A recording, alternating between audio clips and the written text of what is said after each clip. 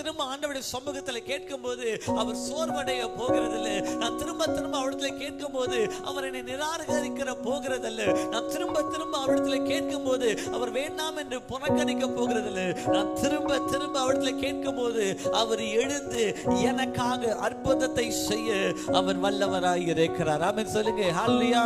இயேசுவும் சீஷர்களும் அந்த படகுல பிரயாணமாய் போய் கொண்டிருக்கும் போது திடீரென்று புயல் வீசினது. அந்த படகு கொஞ்சம் கொஞ்சமாய் தத்தளிக்க ஆரம்பிக்கிறது. இப்போ என்ன செய்கிறார்கள்? இயேசுவை தட்டி எழுப்புகிறார்கள். நான் இயேசுவே, நாங்கள் மடிந்து போகிறோம், ஆண்டவரே எங்களுக்கு அற்புதத்தை செய்யுங்க.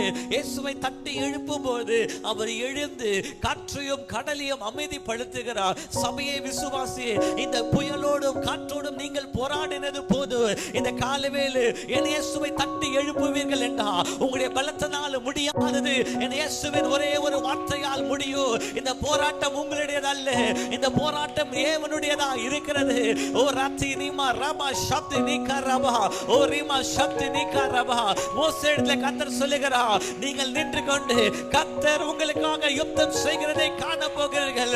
இந்த காலையில் நாம் தேவனிடத்தில் போராடி தட்டி எழுப்பி சொல்லுகிறேன், ஆண்டவரே இந்த போராட்டம் உம்முடையது, ஆண்டவரே உம்முடைய கரத்தில் ஒப்பு கொடுக்கிறேன். ராத்தா நாமா சப்தி நீக்கா ரபா. நான் கர்த்தரை தட்டி எழுப்பும் பொழுது எனக்காக செங்கடலை இரண்டாக பிளக்கிற கர்த்தர் ஒருவர் இருக்கிறார். எனக்காக காற்றையும் கடலையும் அமைதிப்படுத்துகிற கர்த்தர் ஒருவர் இருக்கிறார். இந்த காலையில் எனக்காக எழுந்து என்னை விசாரிக்கிற தேவன் ஒருவர் இருக்கிறார். ஓ ராத்தி நீமா ரமா சப்தி நீக்கா ரபா.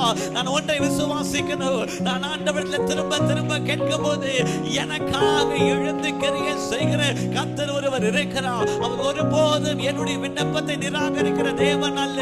அவர் ஒருபோது என்னுடைய விண்ணப்பத்தை மறக்கிற தேவனும் அல்ல. இந்த காலையில்